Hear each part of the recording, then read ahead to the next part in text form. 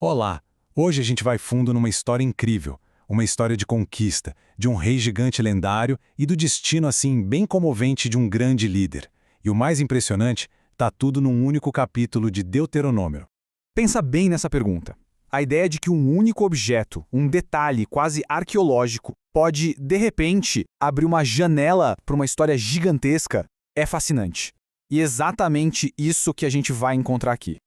Então, para começar, vamos direto para a ação. A primeira parte da nossa análise foca numa campanha militar que foi, super rápida e decisiva, lá na terra de Bazã, que era governada por um rei bem temido chamado Og.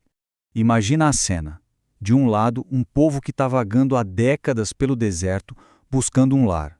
Do outro, o rei Og, com seu exército inteiro, preparado para defender o que é dele.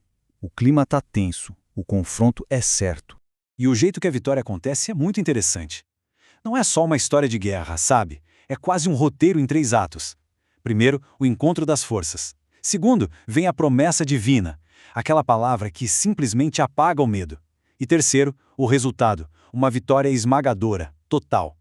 Essa estrutura toda reforça uma ideia central. A vitória não veio da força militar, mas de uma garantia que veio de cima. A batalha, de certa forma, já estava ganha antes mesmo de começar. 60. Guarda esse número. Ele dá a dimensão do que aconteceu. Não estamos falando de um vilarejo ou 2. Foram 60 cidades fortificadas. E o texto detalha, com muros altos, portões, ferrolhos, isso sem contar um monte de vilas sem muros. Foi uma conquista de proporções, assim, enormes. Ok, a batalha foi vencida, a terra foi conquistada, mas agora a gente entra na parte, digamos, lendária da história. Vamos falar da figura mais famosa disso tudo, o rei Og, e a prova física que fez a fama dele durar milênios. E essa citação aqui, ela vai direto ao ponto. Og não era um rei qualquer. O texto o descreve como o último de uma linhagem de gigantes, os Refaíns.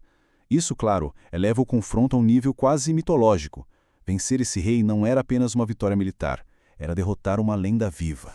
Agora, rapidinho, só para a gente entender o que vem por aí, precisamos falar de uma coisa. Côvado era basicamente a unidade de medida da época, tipo o nosso metro. Tendo isso em mente, o que a gente vai ver a seguir fica ainda mais impressionante. E agora, se preparem, porque esses números são absurdos. Uma cama de ferro com 4 metros de comprimento, quase 2 metros de largura. Dá para imaginar o tamanho da pessoa que dormia aí? O texto faz questão de registrar isso. Diz até que a cama estava na cidade de Rabá, como se fosse um troféu, uma prova real. É um detalhe que transforma a lenda em algo palpável, concreto. Beleza, a guerra acabou, o gigante foi derrotado, a lenda foi contada, e agora? Agora vem a parte prática, né? A logística. O foco muda para como administrar e dividir todo esse território que acabaram de conquistar. Então, a divisão ficou mais ou menos assim. As tribos de Ruben e Gade pegaram a parte sul do território. Já a meia tribo de Manassés ficou com o resto de Gileade e, olha só, todo o antigo reino de Og em Bazã. Foi uma divisão bem estratégica das terras que ficavam a leste do famoso Rio Jordão. Mas não era só chegar e pegar a terra, não. Tinham, porém, uma condição muito importante. Os guerreiros dessas tribos que já tinham recebido suas terras precisavam atravessar o rio e continuar lutando, ajudando as outras tribos a conquistarem os seus territórios. Só depois que todo mundo estivesse assentado é que eles poderiam voltar para casa. Era um pacto de unidade, um compromisso de ninguém fica para trás. E é aqui que a história dá uma virada, o tom muda completamente. A gente sai do campo de batalha, da estratégia militar e entra num momento super pessoal, íntimo e, para ser sincero, bem dramático. Uma conversa de Moisés sozinho com Deus. Pensa bem, depois de tudo, 40 anos no deserto, liderando o povo, enfrentando reis, gigantes, resolvendo problemas. O desejo de Moisés no fim da vida era muito humano, muito simples. Ele só queria atravessar o rio e finalmente ver com os próprios olhos a terra que ele passou a vida inteira buscando. É um pedido carregado de emoção. E a resposta é um soco no estômago. É curta, direta e final. Basta. Acabou o assunto. Mesmo para Moisés, esse líder tão próximo de Deus, a decisão estava tomada. Ele não iria atravessar. A porta para a Terra Prometida, para ele, estava fechada.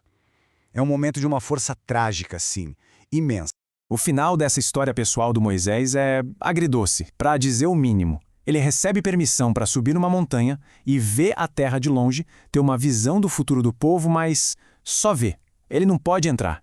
E a sua última tarefa não é cruzar a fronteira, mas sim preparar o seu sucessor, Josué, para fazer isso no lugar dele.